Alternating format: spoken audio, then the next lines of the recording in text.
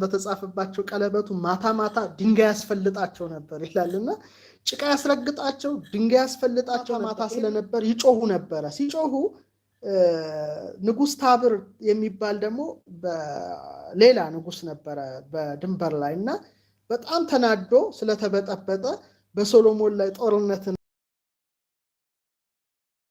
ስለ ሰሎሞን ጥበብ ከመነጋገራችን በፊት ሰሎሞን ማን ነው የሚለውን ባጭሩ እናያለን። እንደምታውቁት ሰሎሞን የንጉስ ዳዊት ልጅ ነው። እስራኤልን የመራ ነው።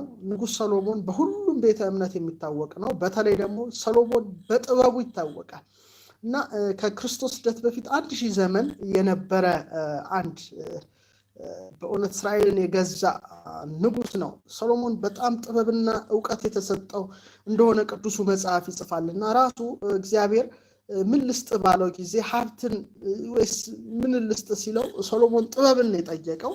እንግዲህ ጥበብ ከቀይ ዕንቁ ትበልጣለች እንዳለው ራሱ ጠቢቡ ጥበብን ጠየቀ እና ቅዱሱ መጽሐፍ በእውነት እንዲህ ብሎ ያስቀምጠዋል። በጣም የሚገርሙኝ 2 ጥቅሶች አሉ ስለ ሰሎሞን ጥበብ ሁሌ ሳነባቸው የሚገርሙኝ።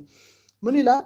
እግዚአብሔርም ለሰሎሞን እጅግ ብዙ ጥበብና ማስተዋል፣ ቃሉን ተመልከቱት፣ እጅግ ብዙ ጥበብና ማስተዋል በባህር ዳር እንዳለ አሸዋ የልብ ስፋት ሰጠው።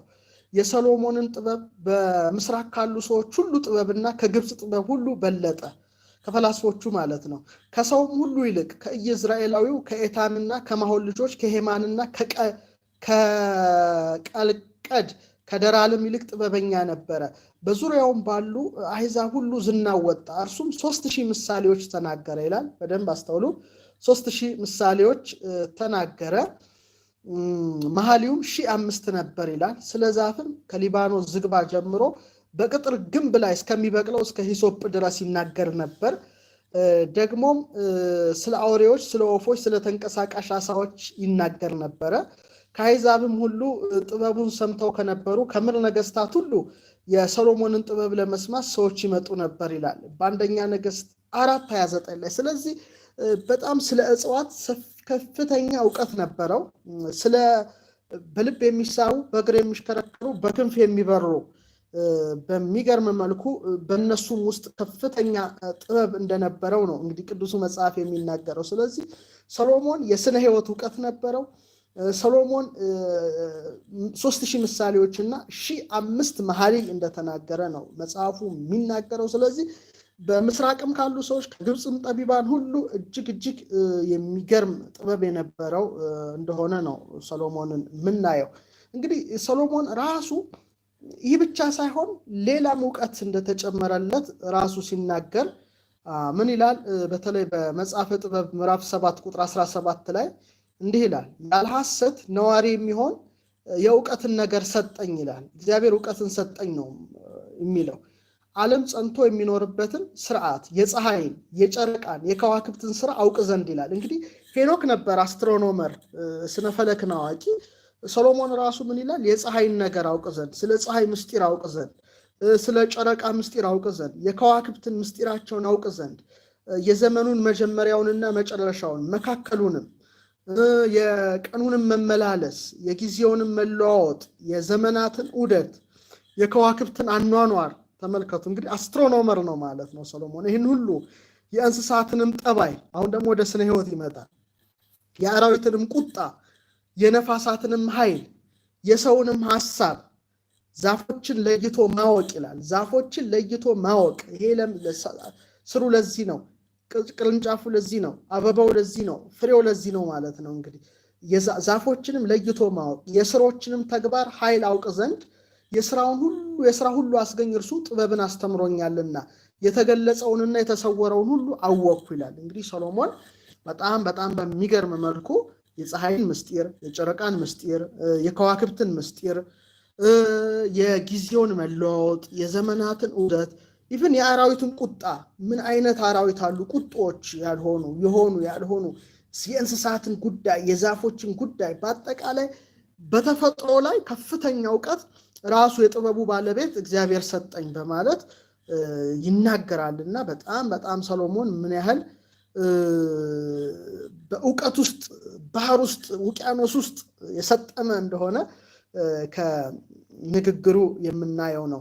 እና የሚገርመው ኢትዮጵያዊቷ ንግስት ራሱ ወደሱ የጥበብ ጉዞ አደረገች የጥበብ ጉዞ አድርጋለች እና በተለይ ራሱ በማቴዎስ 12:42 ላይ ንግስት አዜብ በፍርድ ቀን ከዚህ ትውልድ ጋር ተነስታ ትፈርድበታለች የሶሎሞንን ጥበብ ለመስማት ከምድር ዳር መጥታለችና ይላልና ከመትስማ ጥበብ ለሶሎሞን የሶሎሞንን ጥበብ ይሄ ሁሉ የከዋክብቱ ዕውቀት የፀሐይ ዕውቀት የጨረቃ ዕውቀት የዘመናቱ ዕውቀት የእንስሳው የአራዊቱ የወፎቹ ዕውቀት የባህር ዓሳዎቹ ዕውቀት በአጠቃላይ ይሄን ሁሉ ምስጢር ለመረዳት ታላቅ በእውነት በሚገርም መልኩ የሶሎሞን ጥበብ በቅዱሱ መጽሐፍ በዚህ መልኩ ነው በከፍተኛ ደረጃ የተጠቀሰውና እንደዚህ አይነት ጥበብ ያለው እንግዲህ አልተነሳም።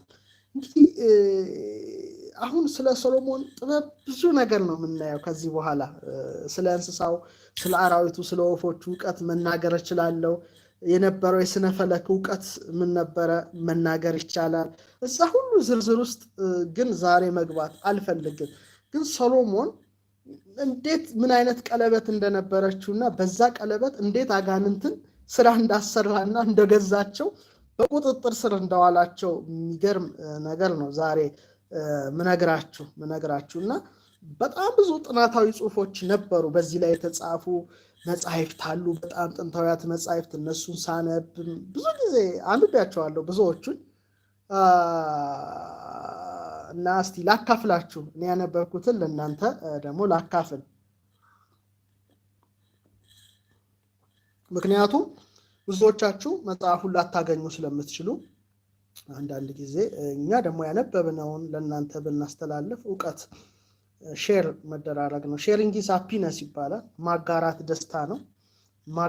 ደስታ ነው በጣም በህይወታችሁ ዘመን ንፉክ ሰው እንዴት መልካም አይደለም ያላችሁ ማካፈል መልካም ነው በጣም ብዙ ነው የሶሎሞን ነገር በጣም ብዙ መቶዎች ገጾች ያሉት ነገር አለ ነገር ግን እስቲ የተወሰነውን እያዋዛን እናያለን እንግዲህ አሁን ምነግራችሁ ከቀለበቱ ጋር እንዴት የተያያዘውን ነገርና በኢትዮጵያ ዶክመንት የተጻፈ በእኛ ያልተተረጎመ በሌሎች ያለውን ሁሉ ነው ጠቅለል አድርጌ የማያለው ምነግራችሁ እንግዲህ በቁምራን አካባቢ የተደረገ ቁፋሮ እንደነበር ሁላችሁ ታውቃላችሁ በተለይ የሙት ባህል ጥቅሎች ዴድ ሲ ስክሮልስ ላይ እዛ ውስጥ ብዙ መጻሕፍት ተገኝተው ነበር ከተገኙት መካከል በጣም ሶሎሞን እጅግ ጥበበኛ እንደነበረ ጥበቡ በጣም ከፍ ከማለቱ የተነሳ መናፍስትን አጋንንትን ሁሉ ቀጥቅጦ ይገዛ እንደነበረ የሚገርም ጽሑፍ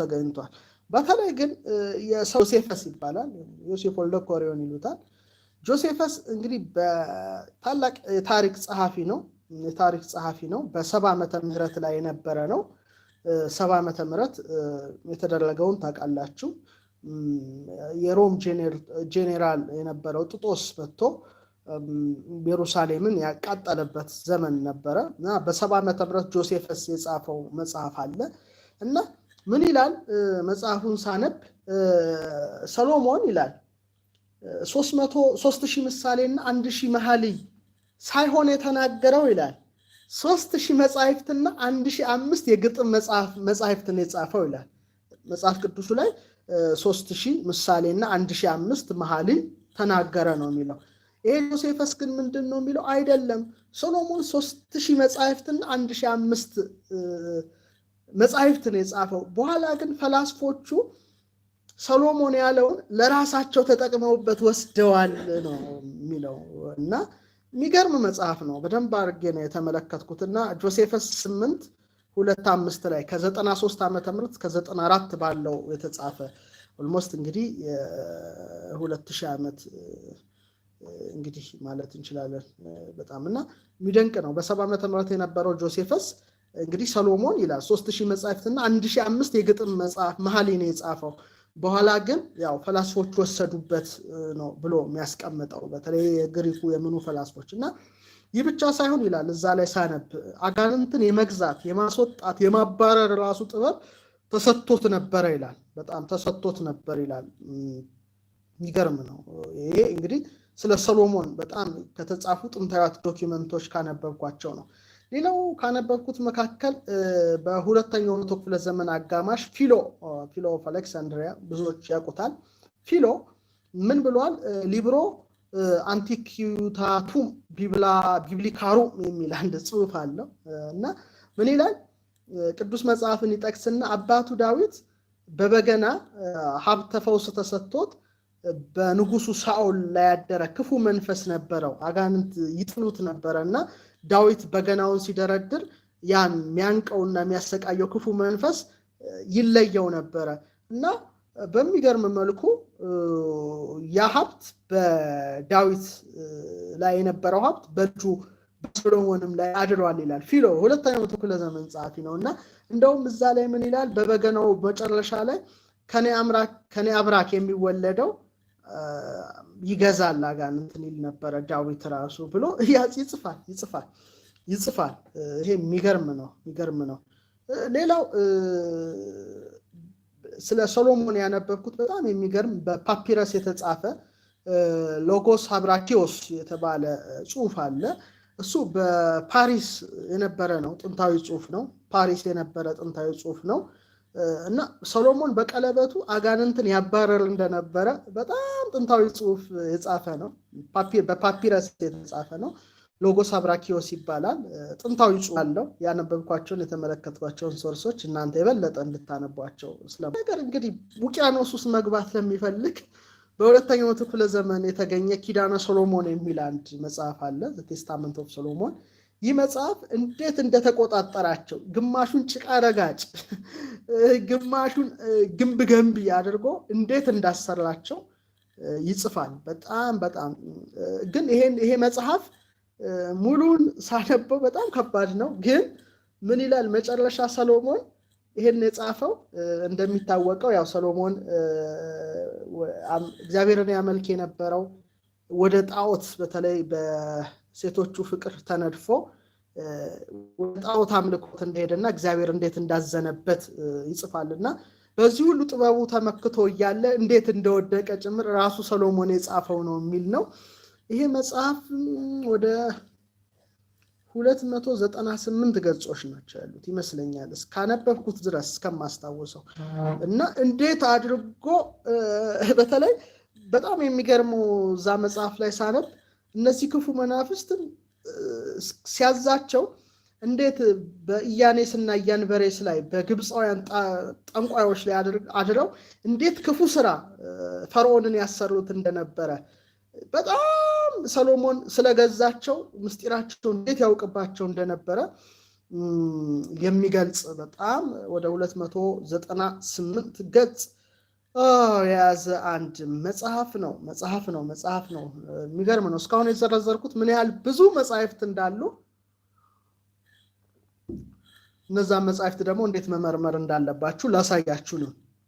ምክንያቱም አንዳንድ ሰዎች ምንም ሳያነቡ ጥራስ ነጠቅ ዕውቀት ይዘው ተነስተው ብዙ ያወራሉና ጥሩ አይደለም። ትንሽ በንባብ የታሸ አእምሮ መልካም ይመስለኛል። አንድ ነገር ከመናገር በፊት ደፍሮ ማንበቡ በጣም ወሳኝ ነው።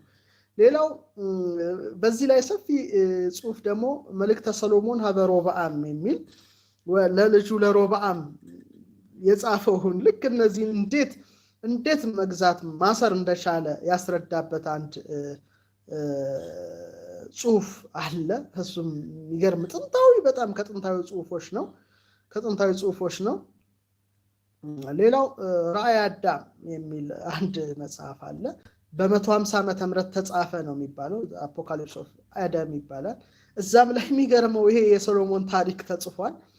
ሌላው በዚህ ላይ ደግሞ እንደገና የተጻፈው አንድ መጽሐፍ ኪዳነ ርት የሚባል አንድ መጽሐፍ አለ። ይሄ ቢያንስ ተጻፈ ተብሎ የሚገመተው በሁለተኛውና በሶስተኛው መቶ ክፍለ ዘመን ነው። እንዴት እንዳሰራቸው በጣም የሚገርም የኛ ኢትዮጵያውን የተጻፈው ነግራቸዋለሁ። እዚህ ላይ ግን እንዴት እንዳሰራቸው በተለይ ይሄ የፊልም ባለሙያዎች ቢያገኙት ምን አይነት ሐሳብ ነበረ። በእርግጥ የኛ ፊልም ባለሙያዎች ወጣ ያለ ነገር ሰርተው እስኪያሳዩን ድረስ ምንም አንልም እና ምን ይላል በሰባት የውሃ ማሰሮዎች ውስጥ እንዴት አስሮ እንደተዋቸው በኋላ ሮማውያኑ ሲመጡ የሮማ ኢምፓየር ያው የግሪኩ አልፎ የሮማ ኢምፓየር ሲተካ እንዴት እንደወጡና ሰሎሞን ከቆለፈባቸው ቦታ እንዳመለጡ የሚጽፍ አንድ አስገራሚ ጽሑፍ ነው። አስገራሚ መጽሐፍ ነው። ሌላው በጣም የሚገርመው በጆን ሪላንድ ቤተ መጻሕፍት ያለው አንድ መጽሐፍ አለ። ይሄ መጽሐፍ በ10ኛው መቶ ክፍለ ዘመን የተጻፈ መሆኑ ያስታውቃል። ምን ይላል? ታሪከ ሰሎሞን ወታቦር ይላል። ሌጀንድ ኦፍ ሰሎሞን። እግዚአብሔር ስም በተጻፈባቸው ቀለበቱ ማታ ማታ ድንጋይ ያስፈልጣቸው ነበር ይላልና ጭቃ ያስረግጣቸው፣ ድንጋይ ያስፈልጣቸው ነበር። ይሄንም ያስፈላቸው ማታ ማታ ነው። በቃ ተቆጣጥሯቸው ነበረ። አሁን እንግዲህ አጋንንት የሰው ልጅ አሰቃ። ሰሎሞን ግን በጥበቡ በእግዚአብሔር ኃይል ተቆጣጥሯቸው ስለነበረ ጭቃ በጣም ከገረመኝ እዛ መጽሐፍ ላይ ድንጋይ ሲያስፈልጣቸው፣ ጭቃ ሲያስረግጣቸው በጣም ማታ ማታ ስለነበር ይጮሁ ነበረ። ሲጮሁ ንጉሥ ታብር የሚባል ደግሞ ሌላ ንጉሥ ነበረ በድንበር ላይ እና በጣም ተናዶ ስለተበጠበጠ በሶሎሞን ላይ ጦርነትን እንዴት እንዳወጀ እና ሰሎሞን ደግሞ እነዚህን ጭቃ አስረጋጮቹ መናፍስት አዘው እንዴት እንደደመሰሱት ይጽፋል።